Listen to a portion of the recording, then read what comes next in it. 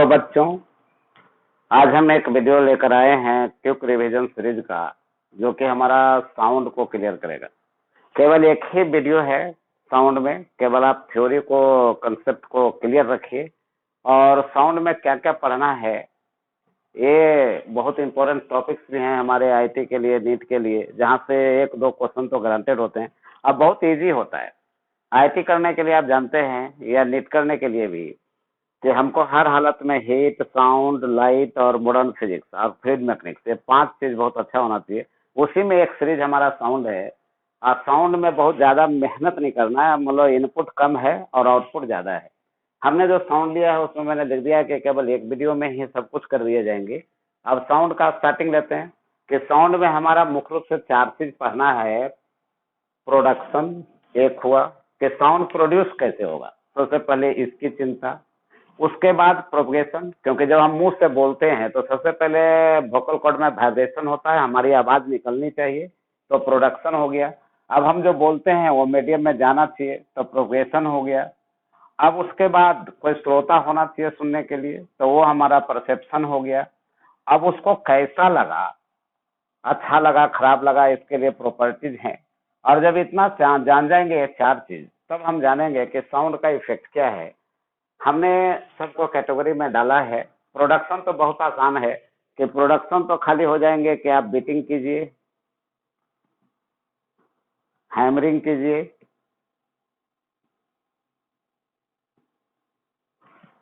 Beating, hammering, other way जो भी है साउंड प्रोड्यूस करने का, वो आप कीजिए, और इसमें कुछ पढ़ने के लिए है नहीं। अब है प्रोग्रेशन। प्रोग्रेशन को मैंने 2 कैटेगरी में रखा है। एक हमारा है प्लेन प्रोग्रेसिव वेव और एक हमारा है स्टेशनरी वेव। जो भी कंपटीशन में क्वेश्चन आते हैं वो या तो प्लेन प्रोग्रेसिव वेव से होंगे या तो स्टेशनरी वेव से होंगे। प्लेन प्रोग्रेसिव वेव को समराइज करने के लिए, आगे बढ़ने के लिए, हमने एक इक्वेशन यहाँ लिख रखा है कि y बराबर ए sign k x minus omega T होता है। ये इक्वेशन डिफरेंट फॉर्म में होंगे, मतलब y equal to a sine omega t minus k x भी हो सकता है, omega t plus k x भी हो सकता है। तो हम जानेंगे अंदर जाकर कि इसमें क्या क्या होता है। जहाँ के बहुत इंपॉर्टेंट है, प्रोग्रेशन कांस्टेंट कहलाता है। ये जो के है ये हमारा प्रोग्रेशन कांस्टेंट कहलाता है, बहुत इंपॉर्टेंट है, डायरेक्ट क्वेश्चन इस पर भी रहते हैं। तो ये हो गया प्रोग्रेशन कांस्टेंट, के प्रोग्रेशन कांस्टेंट के रूप में हमको जानना होता है, जिसका फॉर्मूला ओमेगा बटे भी याद रखना है, और वो 2 पाई/लैम्डा होता है। इसको लेकर हम आगे बढ़ेंगे, डिस्कशन करेंगे। तो स्टेशनरी वेव हमारा दूसरा है, जिसका एक इक्वेशन लिखा हुआ है y बराबर 2a sine k x cos omega t. लेकिन इक्वेशन ये भी हो सकते हैं कि y equal to 2a cos k x sine omega t, और निर्भर करता है कि आप इक्वेशन किस टाइप का लिए हैं। हमने इसमें 2 केस करके रखा है कि एक string fixed at both ends और दूसरा है string fixed at only 1 end. जिसमें string fixed at both ends होगा तो ओपन ऑर्गन पाइप का भी केस हो जाएंगे, और यदि string fixed at only 1 inch है तो क्लोज ऑर्गन पाइप हो जाएगा, और पूरा डिस्कशन इसमें करेंगे। परसेप्शन में हमने कुछ ज्यादा नहीं रखा, केवल परसेप्शन टाइम जानेंगे कि ह्यूमन बीइंग के लिए परसेप्शन टाइम जो 1/10 सेकंड होता है उसकी चर्चा करेंगे। और एक इक्को को जानेंगे कि मिनिमम डिस्टेंस कितना होना चाहिए सोर्स और डिटेक्टर के बीच में, ताकि इक्को को हम सुन सकें। तो ये बहुत ज्यादा नहीं, तो ये टेंशन वाला नहीं, ये टेंशन वाला नहीं। थोड़ा सा प्रोग्रेशन में मेहनत आपको करना है, जो कि इतना समरी है, इसको लेकर हम आगे बढ़ाएंगे। उसके बाद आती है बात प्रॉपर्टीज की। प्रॉपर्टीज में मैंने 3 चीज लिखा है कि एक इंटेंसिटी है, तो इंटेंसिटी तो वही है जो आप एसएसएम में इंटेंसिटी पढ़ते हैं, लाइट में इंटेंसिटी पढ़ते हैं, साउंड का इंटेंसिटी भी वही है। एक है पिच, जिसको बहुत ज्यादा नहीं, खाली इतना याद रखना है कि higher pitch, higher frequency, shrill sound. तो ये सब हम लिखा देंगे, इस वीडियो हम करने जा रहे हैं। उसके बाद हमारा लाउडनेस है, जिस पर प्रॉब्लम रहता है कि साउंड लेवल जो है वो डेसिबल में होता है, और डेसिबल में चर्चा करने के लिए साउंड लेवल का अपना एक फार्मूला भी होता है, तो फार्मूला को हम लोग करेंगे। और इसी में एक क्वालिटी आता है जिसको लेकर बहुत टेंशन नहीं था, इसलिए मैंने उसको लिखा नहीं। उसके बाद हम जानेंगे कि साउंड जितना पढ़े हैं या जितना हम सुनते हैं उसका इफेक्ट क्या होता है, जिसको लेकर एक बहुत ही इंपॉर्टेंट होगा, जहां से क्वेश्चन लगभग तय माने जाते हैं, वो हमारा है डॉपलर इफेक्ट। तो डॉपलर इफेक्ट पर जमकर चर्चा होगी। उसके बाद है ट्यूनिंग फॉर्क। ट्यूनिंग फॉर्क में आप 2 केस लेते हैं, एक हमारा वैक्सिंग का केस होता है, या लोडिंग कहिए इसको, और एक हमारा जो होता है ना वो फाइलिंग होता है। तो फाइलिंग और लोडिंग 2 केस लेकर उसको डिस्कशन करेंगे। तो इतना हमारा डिस्कशन का मैटर है। लेकिन हम इसमें क्या करें, अगर ये वीडियो देख लेते हैं सीधे हॉल में जाने लायक हो जाएंगे, तो नहीं बच्चों, थोड़ा सा काम करना है। कि थ्योरेटिकली आपको हम यही समझा दे रहे हैं, और घर में आपको खाली क्या करना है कि जितना भी प्रीवियस ईयर का आईटी प्रॉब्लम्स है, नीट प्रॉब्लम्स है, सबको बना जाना है। अगर आप अलग अलग नहीं चाहते हैं कि आईटी प्रॉब्लम्स और नीट प्रॉब्लम्स हम अलग अलग क्वेश्चन बैंक खरीदें उसको करें, तो एक बुक आती है यूनिवर्सल बुक डिपो का, एररलेस, आप एररलेस खाली बना के चल जाएं, आपको एक भी क्वेश्चन वहां नहीं छूटेगा। तो इतना हमारा था साउंड का ब्यौरा। अब इसी में सबसे आगे बढ़ते हैं। सबसे पहला लिखते हैं प्रोग्रेशन। फर्स्ट में हम ले रहे हैं प्रोग्रेशन, जिसमें प्लेन प्रोग्रेसिव वेव और स्टेशनरी वेव हम दोनों को देखेंगे।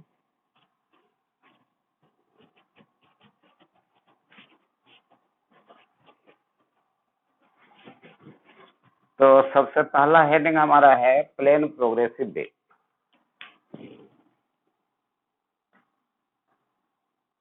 प्लेन प्रोग्रेसिव वेव,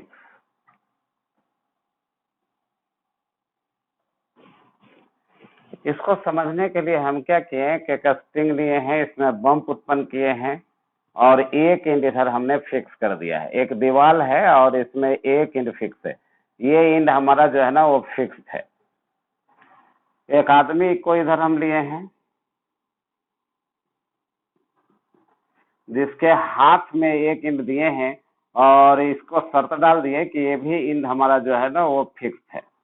बम्प हमारा इधर भी वेलोसिटी जा रहा है t बराबर 0 पर, x बराबर 0 पर प्रोड्यूस हुआ था और ये x बराबर l है। तो अरेंजमेंट को आप बढ़िया से देखिए कि एक स्ट्रिंग लिया गया जिसका दोनों इंड फिक्स हैं और हमने स्ट्रिंग का लेंथ जो लिया है वो हमारा l है, जो कि fix between x equal to 0 to x equal to l। ये बम्प इज प्रोड्यूस्ड, बम्प को हमने जो प्रोड्यूस किया है उसमें ध्यान रखना है कि अभी हमने नीचे से ऊपर प्रोड्यूस किया है। देखिए केस को याद रखना बहुत जरूरी है कि दो शर्त यहाँ डाले गए हैं कि हमारा ये जो आदमी का एक अंगूठा लगा हुआ है उंगली के साथ वो हमारा फिक्स है, दीवार में जो उधर स्प्रिंग लगा हुआ है वो फिक्स है, बम्प जो हमने उत्पन्न किया है वो नीचे से ऊपर किया है, t बराबर 0 और x बराबर 0 पर ट्रेवलिंग शुरू किया है वेलोसिटी से। किधर जा रहा है तो पॉजिटिव एक्स के तरफ जा रहा है, तो इधर जो हमारा एक्सिस है वो पॉजिटिव एक्स एक्सिस है। तो जो भी हम डेरिवेशन करने जा रहे हैं वो पॉजिटिव एक्स एक्सिस के लिए करने जा रहे हैं और बम्प जो है नीचे से ऊपर है। तो फॉर ऑसिलेशन, चूंकि जब हमारा स्ट्रिंग में बम्प उत्पन्न होगा तो ऊपर नीचे आगे पीछे सब कुछ होंगे, तो उस ऑसिलेशन के लिए हमने इक्वेशन जानकर रखा है एसएचएम के जरिए कि y बराबर होता है a sine omega t minus t not.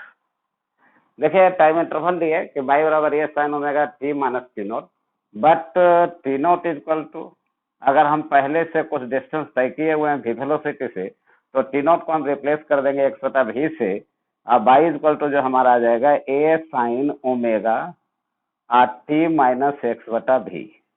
This is known as equation of plane progressive wave, और इसी को लेकर हमको आगे बढ़ना है। तो स्टैंडर्ड इक्वेशन खाली इतना याद रखना है कि y इक्वल टू होता है a sine omega t minus x बटा v।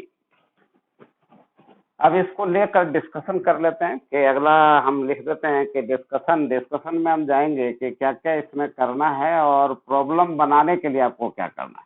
तो डिस्कशन में हम लेते हैं एरो का निशान देकर लिखते चलते हैं कि हमारा y इक्वल टू जो इक्वेशन है, y इक्वल टू जो इक्वेशन आया है a sine omega t minus x बटा v इज वैलिड ओनली, पहला पॉइंट में when wave is traveling along positive x axis, ये ध्यान रखना है कि पॉजिटिव एक्स एक्सिस की तरफ जाएंगे तभी ये इक्वेशन होगा। और बी में है कि when bump is produced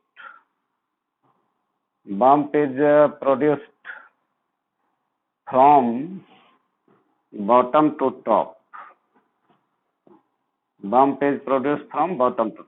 तो कोई भी चीज पढ़िए तो रेस्ट्रिक्शन भी जरूर याद रखिए कि ये जो इक्वेशन है वो कब वैलिड है कब न वैलिड है। अब यहाँ क्रॉस क्वेश्चन भी होंगे कि बम्प अगर हमारा पॉजिटिव एक्स की तरफ नहीं जाता तब क्या होता, नेगेटिव एक्स की तरफ जाता तब क्या होता, अगर बम्प हमारा ऊपर से नीचे प्रोड्यूस होता तब क्या होता। तो इसको भी हम डिस्कशन में रखेंगे, लेकिन अभी डिफरेंट फॉर्म्स में जाते हैं कि y इक्वल टू हमारा है a sine omega t minus x बटा भी। अब इसमें हम क्या करते हैं कि ये साइन ओमेगा को अंदर कर देते हैं, तो हो जाएगा ओमेगा टी माइनस ओमेगा बटे भी इंटू एक्स। बट यहाँ याद रखना है कि ओमेगा बटे भी को हम लोग के कहते हैं, और ये हमारा 2 पाई/लैम्डा होता है, और ये कहलाता है प्रोपगेशन कांस्टेंट। तो ये हमारा हो गया प्रोपगेशन कांस्टेंट। अगर इस आधार पर इक्वेशन को हम ले जाएं तो यहाँ से y इक्वल टू हो जाएगा a साइन, देखो ओमेगा टी को अंदर कर रहे हैं, तो ओमेगा टी माइनस ओमेगा बटे भी इंटू एक्स। अब यहाँ से इसको आगे लिखेंगे कि बराबर ये साइन ओमेगा टी अब माइनस हो जाएगा के। तो बच्चों के का जो फॉर्मूला है ना बहुत इंपॉर्टेंट है, ये आपको याद रखना हर हालत में है। तो बाई इक्वल टू आ गया एक इक्वेशन हमारा कि ए साइन ओमेगा टी माइनस के। अब ये इक्वेशन भी कब वैलिड है, तो ये दोनों कंडीशन हमको लगा हुआ है। अब इतना करने के बाद थोड़ा सा और एक्सटेंशन इसका करते हैं कि सिंस बाई इक्वल टू हमारा है ए साइन, अब देखिए ओमेगा को तोड़ देते हैं, तो ओमेगा हमारा हो जाएगा 2 पाई/टी इंटू टी माइनस के जगह पर रख रहे हैं 2 पाई/लैम्डा इंटू एक्स। अब यहाँ से हमारा जो इक्वेशन आएगा हो जाएगा y equal to a sine, 2 pi को बाहर कर लेते हैं तो 2 पाई टी बटा टी माइनस एक्स बटे लैम्डा। तो ये हमारा बाई इक्वल टू आ गया, ये अनदर फॉर्म ऑफ इक्वेशन आ गया। तो जब हम हॉल में जाएंगे तो जिस फॉर्म में इक्वेशन दिया हुआ रहेगा उसी फॉर्म का स्टैंडर्ड इक्वेशन लिखेंगे और प्रॉब्लम हम बनाएंगे। क्वेश्चन स्ट्रेट फॉरवर्ड रहता है कि इक्वेशन लिख देता है और पूछता है कि एंगुलर फ्रीक्वेंसी कितना है, वेव वेलोसिटी कितना है, पार्टिकल वेलोसिटी कितना है, वेव वेलोसिटी पार्टिकल वेलोसिटी में रिलेशन क्या है, वेवलेंथ कितना है, फिर मतलब ये सब डाटा जब पूछे जाएंगे तो आप इसके लिए तैयार रहिएगा। लेकिन इसी जगह आगे बढ़े, इतना तो इधर हो गया। अब हुआ कि वेव अगर नेगेटिव एक्स की तरफ जाएगा तब क्या होगा कि when wave is travelling along negative x axis, negative x axis. तो बहुत सिंपल है कि जैसे मान लिया कि अगर यहाँ एक्स नेगेटिव हो जाएगा तो माइनस हो जाएगा, माइनस हो जाएगा तो माइनस माइनस प्लस हो जाएंगे। तो बाई इक्वल टू हो जाएगा ए साइन ओमेगा टी आप प्लस के एक्स हो जाएंगे। अब ये इक्वेशन कब होगा, तो शर्त इतने होगा कि बम्प अभी भी जो है ना वो नीचे से ऊपर ही प्रोड्यूस हुए हैं, और ये जो है मीडियम पार्टिकल्स वो हमारा आ रहा है नेगेटिव एक्स की तरफ। तो दोनों बात का ध्यान रखना है। अब अगर हम बम्प ऊपर से नीचे प्रोड्यूस करें, when bump is produced, when bump is produced from top to bottom, मतलब टॉप टू बॉटम, देन ये भी थिंकिंग बहुत आसान है कि अगर हम ऊपर से नीचे करेंगे तो बाई नेगेटिव हो जाएगा, और बाई यदि नेगेटिव हो गया तो इक्वेशन हो जाएगा बाई बराबर ए साइन के एक्स प्लस हो जाएगा ओमेगा टी, के एक्स माइनस ओमेगा टी। जो कि नेगेटिव आप लगा देंगे, जब नेगेटिव लगा देंगे देखिए यहाँ नेगेटिव लगेगा तो यहाँ नेगेटिव हो जाएगा, यहाँ नेगेटिव होगा तो यहाँ नेगेटिव हो जाएगा, तो जो माइनस है वो प्लस हो जाएगा, जो प्लस है वो माइनस हो जाएगा। लेकिन ध्यान रहे कि ये कब होंगे, जब पॉजिटिव एक्स की तरफ जाएगा तब होगा, यानी पॉजिटिव एक्स एक्सिस की तरफ जा रहा है, अब बम्प जो है ऊपर से नीचे प्रोड्यूस हुआ है तब वो इक्वेशन होंगे। तो एक बार फिर से बच्चों कि अगर साउंड में आप चाहते हैं कि मेरी स्थिति अच्छी रहे तो इतना डेवलपमेंट जो प्लेन प्रोग्रेसिव वेव का था वो आपको जो है ना क्लियर रखना चाहिए, और ये क्वेश्चन यहाँ से आने की संभावना भी है। बहुत आसान चैप्टर है, खाली ध्यान पूर्वक देखते जाना है। चलिए इतना करने के बाद आगे बढ़े और लिखें स्टेशनरी वेव, मतलब स्टेशनरी वेव। पहले तो इसका डिफिनेशन लिख लें कि when two waves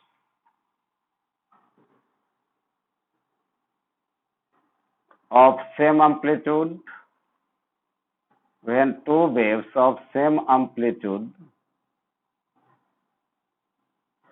and same frequency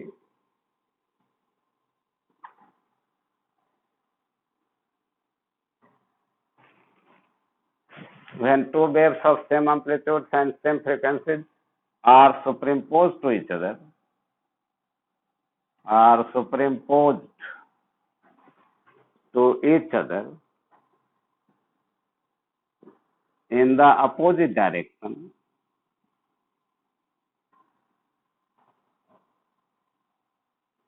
in the opposite direction, then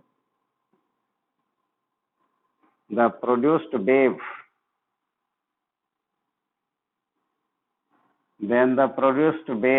is known as a stationary wave. कभी कभी डेफिनेशन भी आते हैं, इसलिए थोड़ा याद रखना है कि स्टेशनरी वेव का डेफिनेशन क्या है। अब हमको इसमें इलस्ट्रेशन करना है मैथमेटिकल व्यू में। साउंड ऐसे भी 100% मैथमेटिकल चैप्टर होता है, तो इसको थोड़ा ध्यान में रखना कि मैथमेटिकल व्यू देना है, लेकिन उसमें जाने से पहले जरा व्यू दिखाते हैं कि क्या था। ये हमारा एक ऐसे जा रहा है, एक देखिए ऐसे आया, मतलब वेव पल्स है या कहिए बम्प है, और दूसरा हम जो ले रहे हैं ना वो हमारा ऐसे है। तो यही हमारा जो है ना स्टेशनरी वेव है, मतलब ये स्टेशनरी वेव का फॉर्मेशन है।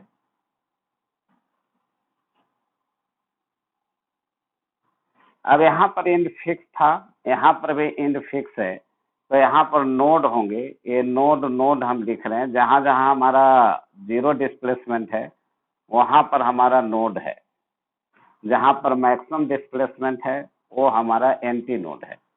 तो थोड़ा सा पॉइंट नोट करना है कि नोड जिसको हम लोग एन से दिखा रहे हैं, और इस जगह क्या होता है कि zero displacement of the medium particles, तो जीरो डिस्प्लेसमेंट और मैक्सिमम प्रेशर जो होंगे यहाँ मैक्सिमम रहेंगे, तो मैक्सिमम प्रेशर और जीरो डिस्प्लेसमेंट। अगर एंटी नोड की बात करें तो इसका उल्टा होगा। एंटी नोड में क्या होगा कि मैक्सिमम डिस्प्लेसमेंट, तो डिस्प्लेसमेंट हमारा मैक्सिमम है और प्रेशर इज मिनिमम।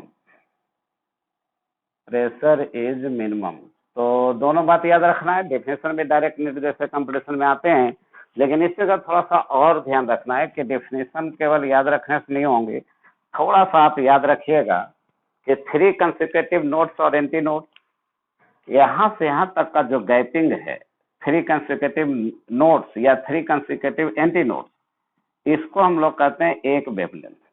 तो ये हो गया लैम्डा आपका। फिर उसके बाद 2 कंसेक्यूटिव एंटी नोड्स या 2 कंसेक्यूटिव नोड्स को हम लोग कहते हैं हाफ ऑफ द वेवलेंथ। तो यहाँ से यहाँ के बीच का जो गैपिंग है ये हमारा λ/2 है, और यहाँ से यहाँ के बीच का जो गैपिंग है ये भी हमारा λ/2 है। तो 2 कंसेक्यूटिव नोड्स या 2 कंसेक्यूटिव एंटी नोड्स के बीच के गैपिंग को हम लोग हाफ ऑफ द वेवलेंथ कहते हैं।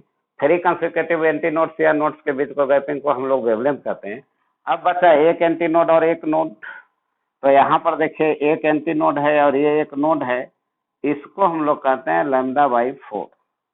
तो थोड़ा ध्यान रखना है कि कैसे कैसे हमको क्या करना है। तो इतना कम से कम क्लियरेंस चाहिए इस जगह कि नोड क्या है, एंटी नोड क्या है, 3 कंसेक्यूटिव नोड्स के बीच का गैपिंग क्या होता है, 3 कंसेक्यूटिव एंटी नोड्स के बीच का गैपिंग कितना होता है, 2 कंसेक्यूटिव नोड्स लेंगे उसके बीच का गैपिंग क्या होगा, 2 कंसेक्यूटिव एंटी नोड्स लेंगे तब क्या होगा, एक नोड और एक एंटी नोड के बीच का गैपिंग कितना होगा, क्योंकि प्रॉब्लम बनाने में ये आपको जरूरत पड़ेगी। अब इसका मैथमेटिकल व्यू देखते हैं। तो लेट y1 इक्वल टू हमारा है a sine kx minus omega T, मान लीजिए एक इक्वेशन है, एंड y2 इक्वल टू है a sine kx plus omega T, ये हमारा दूसरा इक्वेशन। After superposition y equal to हो जाएगा y1 प्लस y2, और ये दोनों को जोड़ेंगे तो देखिए ये कॉमन हो जाएगा। उसके बाद sine c plus sine d का फार्मूला लगा देंगे, तो ये आपका आ जाएगा 2a साइन kx और कॉस ओमेगा टी। तो this is the standard equation of stationary wave, जो कि डायरेक्ट भी पूछे जाते हैं कि which of the following represents the equation of a stationary wave. लेकिन ये रिजल्ट कब आए हैं, जब हमने लिया है sine kx minus omega t. अगर ओमेगा टी माइनस kx दिए होते तो इसके लिए लिख देते हैं कि it may be y equal to 2a cos kx और साइन ओमेगा टी। ये भी इक्वेशन है स्टेशनरी वेव का ही है। शर्त याद रखना है कि अगर ये दोनों इक्वेशन जो आप देख रहे हैं अगर इसको सुप्रीम बोध कराते हैं तो ये रिजल्ट आएगा, और अगर y1 के जगह पर ये sign omega t minus kx ले लें तो ऐसे परिस्थिति में रिजल्ट आएंगे। ये हमारा स्टेशनरी वेव का इक्वेशन हो गया। अब इसका एप्लीकेशन है, तो एप्लीकेशन में हम क्या करते हैं कि दो केस लेते हैं। एप्लीकेशन में केस फर्स्ट है, for a string fixed at both ends, fixed at both ends, मतलब एक ऐसा स्ट्रिंग ले रहे हैं जिसका दोनों इन फिक्स है। अब इसके लिए एनालिसिस अगर करने जाएंगे तो for this sign k x, देखिए है वहां लिखा हुआ, इस इक्वेशन को गौर से देखिए, साइन के एक्स है इसमें, तो एक्स के जगह पर हम एल ले रहे हैं क्योंकि total length of the string के लिए ले रहे हैं, तो साइन के एल इक्वल टू हो जाएगा 0। क्यों 0 होंगे? क्योंकि दोनों इन फिक्स है, तो वहां पर नोड का फॉर्मेशन है, और नोड का फॉर्मेशन जहां होता है वहां डिस्प्लेसमेंट 0 होते हैं। जब बाई 0 करना हो तो कब होंगे? जब साइन के एक्स 0 होंगे, और साइन के एक्स 0 किए, इसका मतलब एक्स हमारा एल दिया हुआ था तो इतना। अब इसका जनरल वैल्यू कितना होता है? तो साइन एन पाई के बराबर होता है। अब यहाँ से अगर आगे बढ़े तो के एल बराबर हो जाएगा एन पाई, लेकिन के के जगह पर हमारा है 2 pi by lambda, into L बराबर हो जाएंगे एन पाई। अब पाई से पाई कट जाएगा, तो यहाँ से एक बहुत ही सुंदर फार्मूला आएगा, वो हमारा हो जाएगा एन लैम्डा बाई 2। और देखिए आईटी इस पर भी क्वेश्चन पूछ चुका है, इसलिए इसको एकदम क्लियर रखना है कि लैम्डा दे देता है, नंबर ऑफ लूप्स बता देता है, और सीधे पूछ देता है कि एल का मान कितना होगा। तो इधर से ये जनरलाइजेशन था। अब इसी में एक्सटेंशन करना है, नॉलेज का एक्सटेंशन। तो यहां से लिखेंगे कि सिंस एल बराबर है n lambda by 2, but lambda बराबर हम लोग जानते हैं कि भी बटा न्यू होता है, तो यहाँ से एल बराबर हो जाएगा एन बाई 2, इधर हो जाएगा भी बटा न्यू। जहां से अगर न्यू निकालते हैं तो हो जाएगा एन भी डिवाइडेड बाई हो जाएगा 12। This is the most important formula for the sound. ये फार्मूला कब आया है? जब हम एक स्ट्रिंग दिए जिसका दोनों इन फिक्स है, लेकिन सेम फार्मूला जो है ना ओपन ऑर्गन पाइप का भी होता है।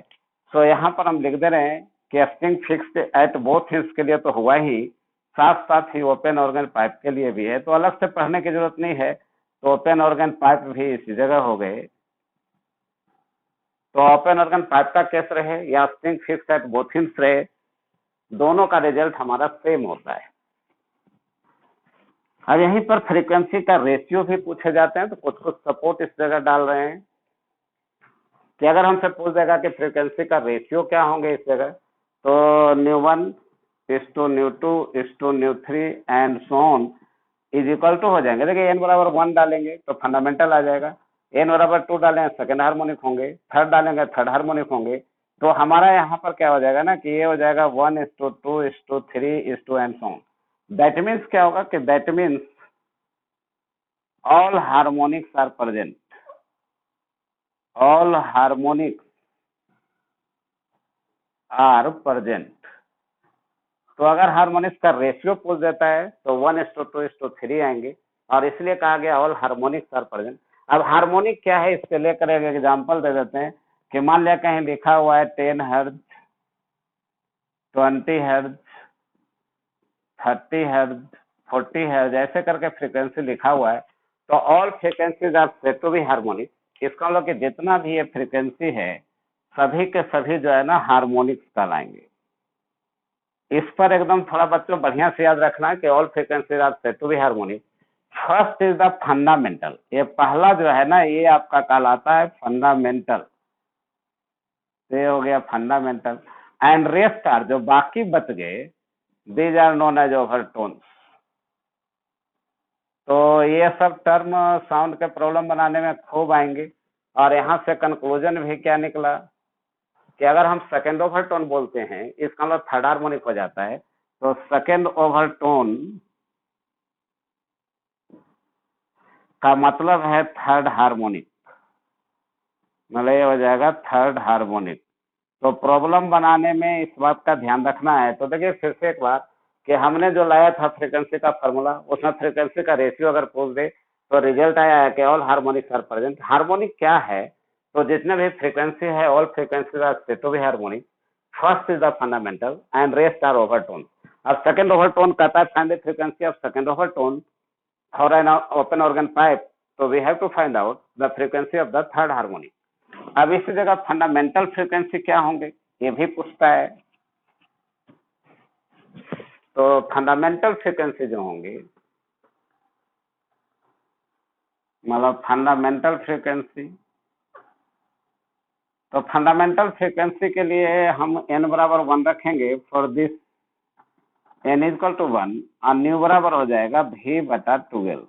डायरेक्ट प्रॉब्लम ऐसा से रहता है, साउंड स्कोरिंग पेपर का लाता है, एकदम सीधा सीधा प्रॉब्लम रहता है। पिछले 5 साल का आप देखें तो और इजी आ रहा है, इसमें कोई नया चीज नहीं हो रहे हैं। लेकिन इसी में लिखिए कि अंडर इंड करेक्शन, अगर इंड करेक्शन से रिलेटेड दे दे तब हमारा न्यू का फॉर्मूला जो हो जाएगा NV/2 IL प्लस हो जाएगा 1.2 R। देखो बच्चों, इसको समझना है कि ओपन ऑर्गन पाइप ऐसे होता है। अब शुरू में था कि यहाँ पर एंटी नोड बनता है, यहाँ पर एंटी नोड बनता है ओपन इंड पर, लेकिन एक्सपेरिमेंट जब किया गया तो देखा गया कि इससे थोड़ा सा ऊपर बनता है, जो कि हमारा 0.6 R होता है। R is the radius of the tube, तो यहाँ इसका रेडियस R है। इसको भी जब एक्सपेरिमेंट में देखा गया तो थोड़ा सा ये यहाँ से और नीचे बन रहा था कि 0.6 R था और इसका लेंथ L थे। तो total length of the pipe कितना कहलाएगा, working length of the pipe, तो हो जाएगा L plus 0.6 R plus 0.6 R। तो हमने एक ही साथ लिख दिया है कि न्यू बराबर जो होंगे NV/2 L प्लस 1.2 R। तो इतना केस हमको याद रखना था कि जब हमारा दोनों इंड स्प्रिंग का फिक्स था तब। अब आइए केस सेकंड में चलें। एक केस सेकंड में क्या है, तो case second for a string fixed at only one end, एक ही इंड फिक्स है। इसका मतलब कि जहां फिक्स है वहां नोड होंगे और जहां फिक्स नहीं है वहां एंटी नोड हो जाएंगे। तो फॉर दिस, इसके लिए हम क्या ले रहे हैं कि साइन KL इक्वल टू ले रहे हैं +-1, और इसका जनरलाइज वैल्यू देंगे तो साइन n-1/2 I हो जाएगा पाई। तो यहाँ पर क्या करेंगे कि साइन KL बराबर इतना आ गया। अब यहाँ से हमको थोड़ा आगे बढ़ना है, तो यहाँ से KL बराबर जैसे पिछला केस किए थे वही करें कि n-1/2 I हो जाएगा पाई। अब यहाँ से K बराबर 2π/λ I L बराबर हो जाएगा 2n-1 I/π/2। अब यहाँ से अगर L निकालते हैं, देखिए पाई से पाई कैंसिल हो जाएगा, L अगर निकालते हैं तो ये हो जाएगा हमारा 2n-1 इंटू लैम्डा बाई हो जाएगा 4। ये हो गया L का मान। लेकिन फिर एक बार लगाएंगे कि बट लैम्डा बराबर v/न्यू, और यहाँ से अगर हम इसको आगे बढ़ाते हैं तो यहाँ से L बराबर हो जाएगा 2n-1 बाई 4, और लैम्डा पर कर रहे हैं v/न्यू।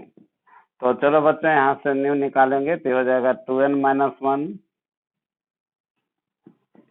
इंटू v डिवाइडेड बाई हो जाएगा 4। लेकिन एक बात ध्यान रखना है कि यहाँ n बराबर जो लेंगे ना 1 2 3 एंड सो ऑन लेंगे। अगर आप n बराबर 0 से लेना चाहते हैं तब 2n+1 कर दीजिएगा। तो देखिए एक बार इक्वेशन को डिराइव करके दिखा दिए हैं और ये फार्मूला आपको याद रखना है। अब इसमें भी वैसा ही कीजिए जैसे आपने स्प्रिंग फिक्स एट बोथिंस किया था। पहले फंडामेंटल फ्रीक्वेंसी निकालेंगे। तो फंडामेंटल फ्रीक्वेंसी अगर हम देखें तो फंडामेंटल फ्रीक्वेंसी के लिए n बराबर 1 डालना है तो न्यू बराबर हो जाएगा v/4L। तो ये तो फंडामेंटल फ्रीक्वेंसी हो गया। फिर फ्रीक्वेंसी का रेशियो निकालना है। तो अगर फ्रीक्वेंसी का रेशियो हम निकालते हैं तो ν1:ν2:ν3 एंड सो ऑन, अगर ऐसे हम करते हैं तो देखिए यहाँ पर क्या होगा कि n बराबर जब 1 बैठाएंगे तब तो आपको आ जाएगा v/4L। n बराबर 2 बैठाएंगे तो 3v/4L। अगर n बराबर 3 बैठाएंगे तो 5v/4L। तो यहाँ जो रेशियो होंगे 1:3:5 and so on. That means हो जाएगा कि only odd harmonics are present. Problem बनाने में एकदम ध्यान रखना है कि अगर मान लिया थर्ड हार्मोनिक बोला तब क्या करेंगे, अगर सेकंड ओवरटोन बोला तब क्या करेंगे। इसमें इंड करेक्शन में करना है कि अंडर इंड करेक्शन अगर इनकरेक्शन में जाते हैं तो न्यू बराबर हो जाएगा 2n माइनस वन इंटू भी डिवाइडेड बाई हो जाएगा 4IL प्लस 0.6R, क्योंकि एक तरफ हमारा क्लोज है एक तरफ ओपन है। इसका जो होता है वो इस टाइप का फोटो होता है, तो इसमें एक ही इंटरेक्शन लेंगे 0.6R वाला, इसलिए डायरेक्ट डाल दिए। तो इतना बच्चों फिर से एक बार कि अगर ये जो फ्रीक्वेंसी आपने देखा है एक क्लोज ऑर्गन पाइप का है, तो क्लोज ऑर्गन पाइप भी लिख देना कि क्लोज्ड ऑर्गन पाइप। तो पहला जो पढ़े थे वो ओपन ऑर्गन पाइप था, और अब जो है ना क्लोज ऑर्गन पाइप है। तो string fix at both ends मतलब open organ pipe, string fix at only one end मतलब क्लोज ऑर्गन पाइप, और सारी इतनी बातें याद रखनी है। अब थोड़ा सा सपोर्ट और देते हैं कि कहाँ कहाँ पर इसको आगे ले जा सकते थे एक्सटेंशन करके। तो थोड़ा सा और एक लेक्चर वीडियो में ही इसको खत्म कर देना। बाकी आईटी का प्रॉब्लम नीट का प्रॉब्लम घर में बनाइए और कॉन्फिडेंस में रहिए कि हॉल में जाएंगे तो हमसे नहीं छूटेगा। लिखते हैं कि सिंस आपने पीछे पढ़ा था कि न्यू बराबर होता है NV/12, बट भी बराबर होता है √F/μ, जो कि बहुत प्रीवियस वीडियो में मैंने डाला है इस फार्मूला को, स्टेटस व्यू में भी बताया है। तो यहाँ से न्यू बराबर जो हो जाएंगे N/12 √, हो जाएगा F/μ। और ये जो नया फार्मूला आया है ये हमारा सोनोमीटर का है। तो सोनोमीटर का भी प्रॉब्लम बनाना है तो ऐसे करेंगे। तो इतना एक राउंड हमारा था कि आप कैसे कैसे क्या करना है। तो देखिए हमारा क्या था, प्रोडक्शन था, प्रोग्रेशन था। अब परसेप्शन में आते हैं। तो परसेप्शन में ज्यादा नहीं कुछ है। पहले तो फॉर ह्यूमन बीइंग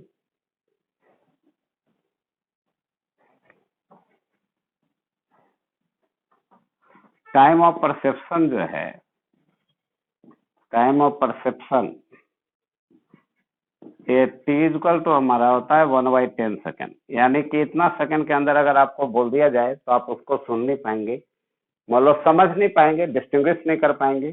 अब इसी में हमारे एक इको होता है कि to heard an echo, to heard an echo हम 2D बराबर लगाते हैं VT।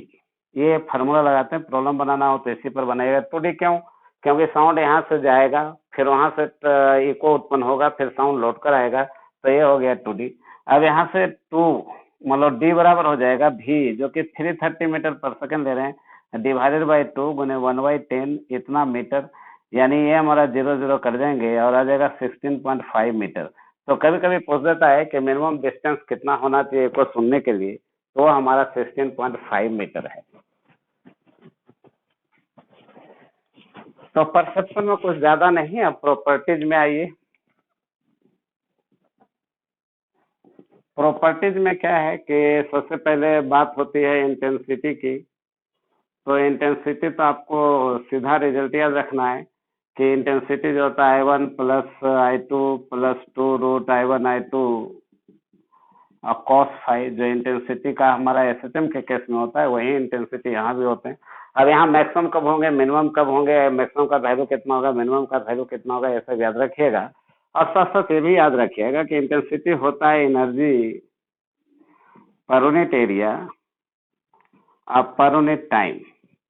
यहाँ से दो कंक्लूजन आते हैं कि इंटेंसिटी होता है स्क्वायर ऑफ द एम्पलीट्यूड के डायरेक्टली प्रोपोर्शनल, और इंटेंसिटी जो होता है inversely proportional to square of the position होते हैं। तो दो रिजल्ट ही है इसी डेफिनेशन से, इसको भी याद रखना है। तो पहला में इंटेंसिटी में इससे ज्यादा जानकारी की जरूरत नहीं है। चलिए आगे बढ़िए। अगला में हमारा है लोडनेस। लोडनेस निकालने के लिए बीटा का एक फार्मूला होता है कि बीटा बराबर 10 log, मतलब 10 log बेस 10 I/I0। ये फार्मूला आपको याद रखना है कहीं भी लोडनेस निकालना है तो। वेयर I0 = I0 का फिक्स डाटा है कि ये हमारा 10⁻12 वाट पर मीटर स्क्वायर। और एक बात याद रखनी है कि greater than 120 decibel is known as noise. मतलब जो साउंड का मतलब लाउडनेस जब ग्रेटर देन 120 डेसिबल हो जाता है तो उसको हम लोग नॉइज कहते हैं। तो लाउडनेस में इतना, और तीसरा हमारा पिच है। पिच में तो एक ही बात याद रखनी है कि हायर पिच, हायर फ्रीक्वेंसी, और ये होता है श्रिल साउंड। जब पिच हमारा हायर होगा तो फ्रीक्वेंसी भी हायर होंगे, साउंड हमारा श्रिल होगा। उल्टा आप कर सकते हैं कि अगर लोअर पिच रहेगा तो लोअर फ्रीक्वेंसी होंगे, डल साउंड हो जाएंगे। तो इतना इधर से हमको याद रखना था कि पहला ये प्रोडक्शन जिसमें कुछ नहीं है, प्रोग्रेशन में इक्वेशन बेस था, उसको ध्यान में रखना है। अब इसी में हमारा प्रॉपर्टीज में आगे थोड़ा सा और सपोर्ट दे। एक जगह जो शुरू में था कि हमने देखा था कि भी बराबर होता है अंडर रूट एफ बटा म्यू। अब इससे यहाँ से लेंगे कि एफ म्यू के जगह पर मास पर यूनिट लेंथ करेंगे तो एल हो जाएगा ये अंडर रूट एफ एल। अब मास को डेंसिटी गुने वॉल्यूम एरिया प्लस सेक्शन गुने लेंथ। अब यहाँ से हमारा हो जाएगा अंडर रूट पी बटा रो। तो ये वेलोसिटी ऑफ साउंड है डिटरमाइंड बाय न्यूटन। लेकिन ये गलत हो गया था, तो इसलिए अकॉर्डिंग टू लाप्लास करेक्शन, मतलब अकॉर्डिंग टू लाप्लास ने इसको सुधारा, और सुधारने के बाद जो फॉर्मूला दिया भी बराबर हो गया under root gamma p by rho, और इसी को हम लोग कहते हैं under root gamma R T divided by M. तो ये सब प्रीवियस वीडियो में भी रहे हैं, इसलिए थोड़ा ध्यान देना है कि वेलोसिटी ऑफ साउंड को लेकर हम ज्यादा टेंशन में न रहे। Under root gamma R T बटा एम याद रखिए। तो साउंड में इतना करने के बाद अब लास्ट में मेरा बच गया है एक ट्यूनिंग फॉर्क और एक डॉपलर इफेक्ट। तो सबसे पहले ट्यूनिंग फॉर्क में ही आइए। ट्यूनिंग फॉर्क का कोई प्रॉब्लम अगर बनाने जा रहे हैं तो आपको हम एक टेक्निकल अप्रोच समझा देते हैं कि अंडर लोडिंग, या इसी को वैक्सिंग भी कहते हैं, अंडर लोडिंग और waxing, if number of beats increases then frequency will decrease, ये याद रखना है। एक डायलॉग है, इसको याद रखना है, और इसी पर सारा प्रॉब्लम भी बनता है। अगर आप तो फाइलिंग में जाएंगे तो उल्टा हो जाएगा कि नंबर ऑफ बिट्स अगर इंक्रीज करेगा तो फ्रीक्वेंसी भी इंक्रीज करेगा। तो एक ही डायलॉग याद रखिए। हम कुछ प्रॉब्लम देखिए, बताते हैं कि कैसे पूछा जाता है। कि मान लिया एक ट्यूनिंग फॉर्क है, टेक्निकली फिट रखिए खाली इसको। तो एक ट्यूनिंग फॉर्क हो गया। दूसरा ट्यूनिंग फॉर्क हमारा है,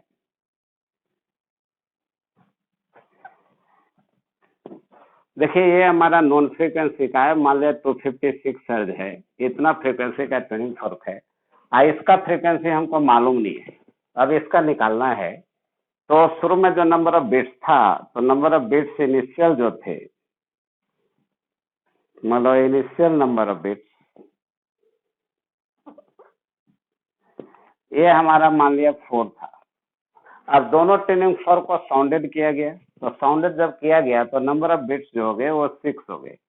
तो बताना है कि इसका फ्रीक्वेंसी का मान कितना है। बच्चों क्वेश्चन ध्यान से सुनना है कि दो ट्यूनिंग फॉर्क है, मान लिया इसका नाम ए दे देते हैं, इसका नाम बी दे देते हैं। ये जो ट्यूनिंग फॉर्क है, रबर पैड पर पटकने के बाद उसका जो फ्रीक्वेंसी डिटरमाइन किया गया था तो 56 हर्ट्ज था, और उसमें जो नंबर ऑफ बिट्स प्रोड्यूस हुए थे वो 4 थे। एक अननोन फ्रीक्वेंसी का ट्यूनिंग फॉर्क है, इसको जब इसके साथ साउंडेड किया गया तो नंबर ऑफ बिट्स 6 हो गया। आपको बताना कि इसका फ्रीक्वेंसी कितना है। तो डायलॉग उधर याद रखिए कि अगर नंबर ऑफ बिट्स हमारा इंक्रीज कर जाता तो फ्रीक्वेंसी डिक्रीज कर जाएगा। तो अगर एन हमको निकालना है तो 256 तो ही रहेगा। अब इसमें खाली इतने करना होता है कि जो आपने यहाँ बढ़ाया है, जैसे 4 पहले से था और 6 हो गया तो बढ़ा, तो ये इंडिकेशन खाली देता है कि नंबर ऑफ बिट्स बढ़ गए। तो आंसर इसका या तो 204 प्लस माइनस 4 होंगे, मतलब 256, मतलब 256 प्लस 4 होगा या 256 माइनस 4 होगा। अब यहाँ पर क्या है, फ्रीक्वेंसी विल डिक्रीज, तो आंसर कितना हो जाएंगे। तो ये तो टेक्निकल अप्रोच हो गया, यहाँ सीधे हो जाएगा 256 माइनस 4। लेकिन अगर उल्टा कह दे कि नंबर ऑफ बिट्स अगर डिक्रीज कर गए, यानी 6 के जगह पर अगर हमारा 3 हो गया, तो फिर यहाँ पर अगर 6 के जगह पर 3 हो जाता है तो फ्रीक्वेंसी विल इंक्रीज, इसका मतलब 256 आप +4 हो जाएंगे। तो इतना कम से कम याद रखना है। और इसमें लिख देते हैं कि under filing if number of bits increases, then frequency will increase। इतना आपको याद रखना है और इसी के आधार पर प्रॉब्लम बनेंगे। तो एकदम बिल्कुल केयरफुल रहना है कि ट्यूरिंग फॉर्क पर अगर प्रॉब्लम आता है तो इसी टाइप के प्रॉब्लम आज तक पूछे गए हैं और इससे ज्यादा कुछ नहीं किए जाते। चलिए आगे बढ़िए। अब लास्ट मेरा इसका है डॉपलर इफेक्ट। तो डॉपलर इफेक्ट बहुत सीरियसली हर चीज को लेना नहीं चाहिए। कुछ टॉपिक्स ऐसे हैं जिसको डायरेक्ट भी आप पढ़ सकते हैं। तो ये हमारा है डॉपलर इफेक्ट। डॉपलर इफेक्ट में देखिए क्या कर रहे हैं कि इधर हमारा एक मान लिया कि सोर्स है जो कि vs वेलोसिटी से जा रहा है और इधर हमारा एक डिटेक्टर है। फोटो को आप बढ़िया से रखिएगा, ये vd वेलोसिटी से जा रहा है। ये हमारा हो गया सोर्स और ये हो गया डिटेक्टर। मान लिया कि 1 सेकंड में ये जो डिस्टेंस तय किया है वो हमारा vs तय किया है, लेकिन साउंड जब उत्पन्न किया था तो इसका अपना वेलोसिटी भी था और 1 सेकंड में मान लिया कि ये जो डिस्टेंस तय किया है वो भी तय किया है। एकदम ध्यान से देखना है कि सोर्स अपने 1 सेकंड में यहाँ से यहाँ तक गया, जो इससे साउंड इमिट हुए थे उसका साउंड का वेलोसिटी अगर भी था तो वो जो है आगे गया। तो ये गैप कितना बच गया? तो ये गैप है v माइनस vs, इसको नोट करना है। इधर भी वही उसी टाइप का डायग्राम बनाना है कि मान लिया 1 सेकंड में ये जो डिस्टेंस तय किया वो vd तय किया और जो हमारा साउंड उधर से आ रहा था वो यहाँ से मान लिया डिस्टेंस तय किया है v 1 सेकंड में ही। तो ये जो गैपिंग बच गया वो v माइनस vd बच गया। अब हमको नया फ्रीक्वेंसी निकालना होता है, यानी जब हम रिलेटिव मोशन में होते हैं तो फ्रीक्वेंसी चेंज करता है और फ्रीक्वेंसी जब चेंज करता है तो नया फ्रीक्वेंसी कितना होगा। तो इसके लिए एक फार्मूला होते हैं कि n डैश बटा n बराबर होता है v minus vd divided by v minus vs। बस इतना ही याद रखना होता है, यानी कि n डैश यहाँ से निकालना होता है तो ये v minus vd divided by हो जाएगा v माइनस vs इंटू हो जाएगा n। तो बच्चों इस फार्मूला को आपको याद रखना है, इस पिक्चर को याद रखना है और कोई भी प्रॉब्लम बनाने के लिए उतर जाना है और आपसे निश्चित तौर पर बनेगा। तो साउंड में एक वीडियो में मैक्सिमम मैंने करने का कोशिश किया है। अब फोर्स ऑसिलेशन, डैम्प्ड ऑसिलेशन, ये सब थोड़ा सा देख लेना है। करना आपको क्या था इस वीडियो को गौर से देखना था, जितना कंटेंट दिए गए उसी पर ग्रिप रखना था और सीधे आईटी का प्रॉब्लम बनाना है, नीट का प्रॉब्लम बनाना है। अगर आप दोनों नहीं करना चाहते हैं तो एक एररलेस बुक आई है जो कि यूनिवर्सल बुक डिपो का है, उसको ले लीजिए, उसको समूचे को बना जाइए। ऐसे आईटी और नीट का अलग से अगर पेपर है आपके पास तो उसको बना दीजिए, चाहे किसी चीज की तैयारी कर रहे हो, नीट की तैयारी कर रहे हैं तो भी, मैंने एडवांस की तैयारी कर रहे हैं तब भी। अगर इतना कर जाते हैं तो हमको पूरा उम्मीद है कि ये वीडियो आपको जरूर फायदा करेगा। तो आज इस वीडियो में इतना ही।